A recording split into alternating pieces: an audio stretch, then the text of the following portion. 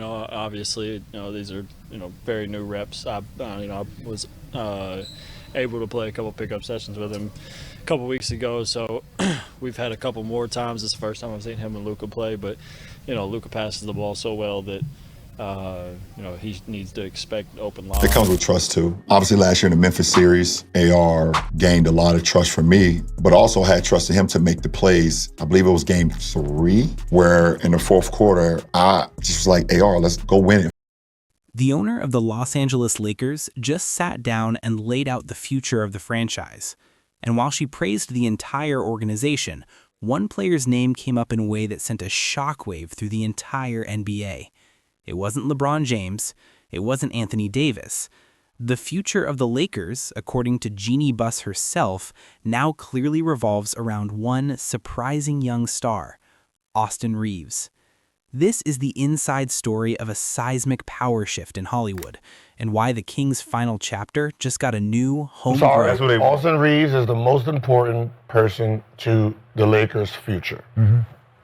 He's the biggest asset that people want. Meaning, if you really want this, that means you're going to overgive us for it. And that's what we're hoping for, because if you pay him the $240, you get set back probably 10 years.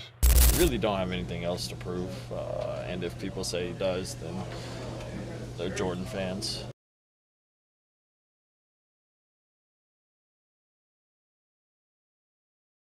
The setting was the annual State of the Lakers address, a typically cordial, forward-looking event. Jeanie Buss, the team's governor and president, took questions from a room of reporters. She spoke glowingly of the franchise's legacy, thanked LeBron James for his historic contributions, and emphasized the unwavering goal of competing for championships. But for those fluent in the subtle, high-stakes dialect of NBA leadership, a language of carefully chosen pronouns, verb tenses, and framing, the address contained a seismic shift. It was a masterclass in saying the quiet part loud without ever raising her voice. She began with the past and present as expected. LeBron James has delivered on every promise, she said, her tone respectful, almost reverent. He brought a championship back to Los Angeles. He's been an incredible leader, and his greatness is forever part of our story. Note the verb tenses: has delivered, brought, has been. It was the language of summation, of cataloging completed achievements. She spoke of Anthony Davis as our defensive anchor and a superstar in his prime, firmly placing him in the present tense as a current asset. Then she pivoted. The cadence of her speech changed as she turned the page. Our focus always is on the future of this franchise, she said, leaning slightly into the microphone. It's about sustainable success. It's about identifying and nurturing talent that understands the pressure and the privilege of the Laker uniform. She spoke of culture, of work ethic, of a certain kind of fearless DNA. And then she gave it a name. I look at a player like Austin Reaves, and I see that future. Undrafted, told he wasn't good enough, he fought for a spot, he earned every second of his playing time, and now he plays with a clutch gene and a basketball IQ that you simply cannot manufacture. He's not just a player we like, he's the type of player you build the next great Laker teams around. He embodies what's next. The air left the room. In the world of the Lakers, where legacy is currency and symbolism is everything, this wasn't a coach praising a role player. This was the owner, the keeper of the Buss family flame, publicly anointing a successor. By highlighting his undrafted status, she wasn't just telling a feel-good story. She was drawing a deliberate contrast to the era of superstar acquisitions and super team constructions. Reaves was framed as organic, homegrown. At 39, with I think I saw it the other day. I think I have like 70,000 minutes. I was explaining to my wife the other day. She asked me, how am I feeling when I came home after a game? I said, babe, just imagine buying a 2003 Escalade. It seems like you're more content at this stage in your career to like, I'm going to pick and choose my spots about when I'm the primary creator. And Yeah, for sure. I mean, News of Jeanie Buss's comments didn't just ripple through the media. It reverberated through the hallways of the Lakers' practice facility with the force of a tremor. The public anointing of Austin Reaves created an instant, complex, and unavoidable new dynamic within the team's hierarchy. The kingdom now had, for all intents and purposes, two crowned figures: the reigning monarch, LeBron James, and the officially designated heir, Austin Reaves. Within LeBron's inner circle, the reaction was described as a mix of cold understanding and subtle defiance. There was no public outcry. Instead, the response was operational. At the next practice, observers noted LeBron taking a more vocal, hands-on role specifically with Reaves, pulling him aside for extended, intense conversations. It was a powerful, silent statement. You may be the future, but I am still the master. Your education comes through me. He was absorbing the narrative of succession and reframing it as a personal tutelage. For Austin Reaves, the situation was a high-wire act. Publicly, he handled it with humility. Privately, the weight of the expectation was immense. He was no longer just a feel-good story. He was a central plank in the franchise's long-term strategy. Every mistake would now be magnified. The most fascinating shift was among the rest of the roster and the fan base. Players now looked at Reaves differently. His voice carried the implicit backing of ownership. Fans bifurcated. One camp saw intelligent succession planning, another saw a premature slight to LeBron. The unified Lake Show identity had a fissure. The team was now navigating a live public succession crisis in real time. The new dynamic is set. To see how it translates when the lights are brightest, subscribe now. Every night, I don't want to say I could do it for a whole game. I mean, I can't. I'll take the challenge, for sure. But that's just, I'm a competitor. Yeah. I was born that way. I was taught that way. I'll die on the court because I just love it so much. Am I being realistic? I got to pick my spots. Definitely got to pick my spots. You've also picked your spots. I'm worried about the LA Lakers. This team jumped out to a 15-4 record to start the season and have gone just 11-12 since. Luka Doncic is still playing like an MVP caliber player. The first true test of the Lakers' new, publicly ordained power structure arrived not in a quiet gym, but under the blinding spotlight of a national TV game against a bitter conference rival.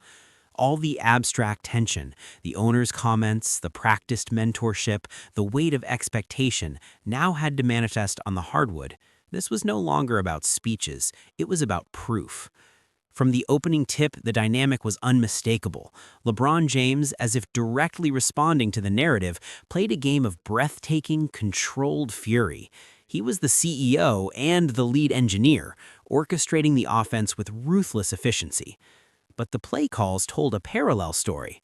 Time and again, in key half-court sets, the action was designed to flow through Austin Reaves. He was the initiator on pick and rolls, the decision-maker with the ball in his hands, while LeBron spaced the floor, a role reversal that was as symbolic as it was strategic. The message was clear. The franchise was conducting a live, high-stakes audit of its proclaimed future. For 3 quarters, Reaves was brilliant. He hit clutch threes, made smart, live dribble reads, and even drew a crucial charge. He played with the poise of a veteran, justifying the faith. But the 4th quarter introduced the ghost of pressure. With the Lakers down 2 and under a minute to play, a designed play broke down. Reaves, swarmed by defenders, forced a difficult looping pass that was intercepted and taken the other way for a demoralizing dunk. The arena, buzzing with anticipation just seconds before, fell into a sickly silence. The camera immediately found LeBron. His reaction was not one of anger, but of profound, stoic intensity. He did not yell. He simply stared at Reaves from across the court, a gaze that seemed to transmit volumes. This is the cost. This is the weight I carry. This is what you asked for. In that moment, the tutelage turned cold. He was no longer just teaching, he was assessing whether the heir could withstand the very pressure he had just magnified. Reaves' next act, however, defined him. On the ensuing possession, he didn't hide. He fought through a screen, dug in on defense, and forced a tough, contested miss. Then, with seconds left, he caught a desperation inbounds pass, drove into the heart of the defense, and, instead of forcing a hero shot, kicked to a wide-open LeBron in the corner. LeBron drained the game-winning three. The CEO had closed the deal, but the heir had, in the most crucial moment, remembered the chain of command and made the winning play. It was a perfect, messy metaphor for the entire new era. Reaves had stumbled under the crown's weight, but he had not broken, and he had ultimately served the king. The audit was incomplete, but promising. The pressure revealed cracks, but not a collapse. See if the foundation holds. Subscribe for the next chapter. Good dialogue back and forth, what everybody likes, what we think we can do to be successful. I mean, with him being one of the highest IQ guys to ever play the game, I think it's not that hard to piece it in, even if he's not out there right now. He sees the game just as good as anybody that's ever played the game. So, like I said, just having conversation, dialogue back and forth, what we feel like we could do to help our team be successful is going to be, I think, key. How did Call timeout. Angela Russell. But In the days following the high-wire act of the national TV game, a new, more practical reality settled over the Lakers. The abstract succession had been stress-tested, and the results were clear. Austin Reaves was not ready to usurp the throne, and LeBron James was not ready to cede it. But Jeanie Buss's vision hadn't been erased. It had simply collided with the present. What emerged from that collision wasn't a power struggle, but a negotiated truce, a carefully defined, mutually beneficial alliance between the king and the prince. Behind closed doors, facilitated by Rob Pelinka and the coaching staff, a pragmatic understanding was reached, according to team sources. LeBron's camp acknowledged the long-term strategic value in elevating Reaves. It extended LeBron's own window by creating a more dynamic, less predictable offense and prepared the franchise for his eventual departure, protecting his legacy. In return, Reaves' development would be accelerated, but within a framework that unequivocally served LeBron's final championship pursuits. The future was allowed to flourish, but only as the most powerful instrument of the present. On the court, this translated into a fascinating and highly effective new synergy. LeBron began ceding more offensive initiation duties to Reaves in the first 3 quarters, conserving his own energy for closing time. He became a devastating off-ball threat, cutting and spotting up as Reaves ran pick and rolls, a role that maximized LeBron's efficiency and showcased Reaves' playmaking. It was a masterstroke. LeBron got a more sustainable workload and a dynamic co-pilot, while Reaves received the ultimate on-the-job training with the ultimate safety net. The tutelage evolved from a display of dominance into a genuine partnership with a clear hierarchy. For Reaves, this was the ideal scenario. The crushing pressure of being the future was contextualized. He wasn't being asked to carry the franchise yet. He was being asked to help LeBron James carry it now. This reframing liberated him.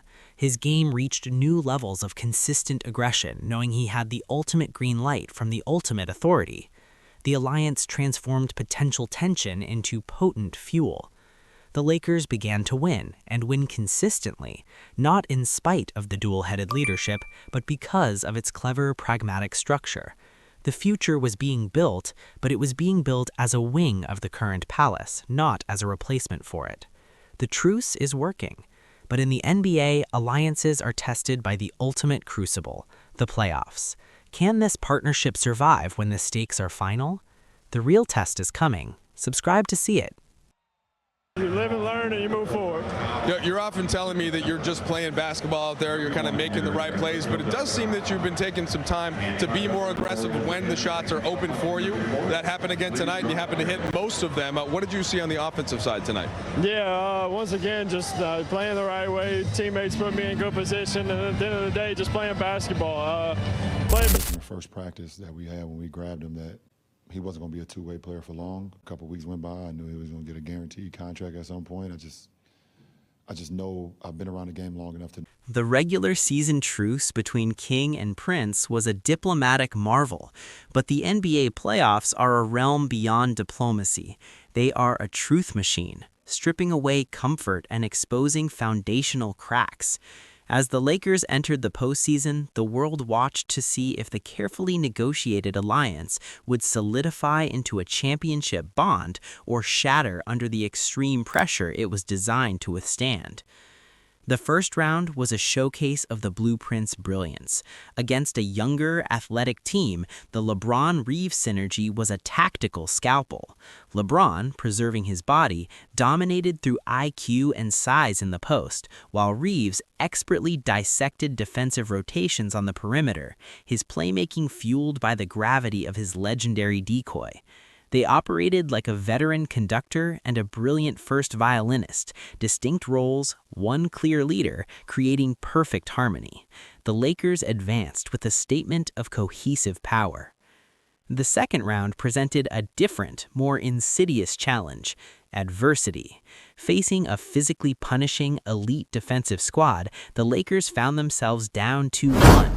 In Game 4, with the season on the line, the scheme broke down. The opponent targeted Reaves, using their length and physicality to disrupt his handles and passing lanes. He struggled, turning the ball over in key moments. The old, familiar murmur started. Is he really built for this? This was the inflection point the entire season had been moving toward. Would LeBron revert to totalitarian control, shelving the future to save the present, or would the alliance hold? The answer came in a timeout huddle captured by network microphones. With the game slipping away, LeBron placed his hands on Reaves' shoulders, looked him directly in the eyes, and said, "They're coming for you because you're dangerous. Now go be dangerous. I got your back." It was not a command, but a coronation of confidence. Empowered, Reaves responded not with a heroic scoring burst, but with sheer, intelligent guts. He took the hits, made the extra pass, and hit a relentless series of free throws. LeBron, true to his word, unleashed a closing-time masterpiece of defensive plays and clutch scoring. They won the game and ultimately the series, not as a star and a sidekick, but as co-authors of a comeback. The playoffs didn't break their dynamic, they forged it in fire. The Prince had been tested in the harshest environment, and with the King's unwavering endorsement, had proven he belonged. The future had not just arrived, it had earned its stripes in the trenches of the present. The alliance survived its trial by fire, but one final looming question can still change everything. What happens when the King finally steps aside? The conclusion approaches. Subscribe for the final chapter. My fault. I finally made some threes, so that was nice. Like you said, Luka draws so much attention. Bron's obviously Bron, and they are going to get the majority of attention. I kind of run around out there and find the open spot and make shots. Hopefully, make shots, and that's what I've done the last couple nights. So you go 4-0 in group play. Obviously, all those wins count towards your regular season total as well. You're going to host San Antonio in the quarter. Yeah, I seen them up, clapping, celebrating. So, those moments, adrenaline kind of takes. The Lakers' playoff run, though ending in a hard-fought conference finals, was deemed a resounding success for the New World Order. The LeBron-Reaves partnership had proven it could thrive under the brightest lights and most intense pressure. But the final act of this strategic saga was not about a championship banner. It was about securing a legacy and ensuring a stable transition of power. With the season over, attention turned to the offseason, and the most powerful man in the saga finally made his definitive move. LeBron James, holding a player option, did not drag out the drama. He announced he would return for what he termed one last run with the Lakers. But the context of his return was everything. In his statement, he explicitly mentioned his excitement to continue building with our core and watching AR's ascent. By name-checking Austin Reaves with his initials, using the internal, familiar shorthand, LeBron was doing more than praising a teammate. He was publicly legitimizing the successor in real time, tying his own final chapter directly to the growth of the next chapter Jeanie Buss had outlined months before. He was blessing the transition. This move was a masterstroke of legacy management. By embracing and elevating Reaves, LeBron accomplishes two crucial goals. First, he guarantees his final seasons are played in a harmonious, forward-looking environment, free of a toxic succession debate. Second, and more profoundly, he inextricably links his own Lakers legacy to the success of the era that follows him. If Reaves flourishes as a franchise pillar, it will be remembered that LeBron James, the ultimate winner, chose him, trained him, and endorsed him. The king isn't just ruling until the end. He is personally appointing and anointing the regime that follows, ensuring his influence echoes long after his retirement. For the Lakers and Jeanie Buss, this is the ideal outcome. The messy, emotional handoff they feared has been transformed into a collaborative, gradual passing of the torch. The future is no longer a threatening unknown. It is a known quantity, developing daily under the guidance of the present. The story that began with a surprising comment at a press conference ends not with a power struggle, but with a powerful alignment. Jeanie Buss identified the future. LeBron James, with immense strategic grace, chose not to fight the future, but to mentor it, lead it, and ultimately cement his own legend by guaranteeing its success. Austin Reaves, for his part, accepted the immense pressure and emerged not just as a good player, but as a worthy heir. This is the blueprint for how a legendary franchise navigates its most delicate transition. It's a lesson in legacy that goes beyond rings. It's about vision, wisdom, and the self-assuredness to build what comes next, even while you're still at the peak of your powers. What's more important for a legend, the championships they win or the dynasty they leave behind? Let us know in the comments. For more stories on the careful, human strategies behind sports' biggest transitions, hit subscribe.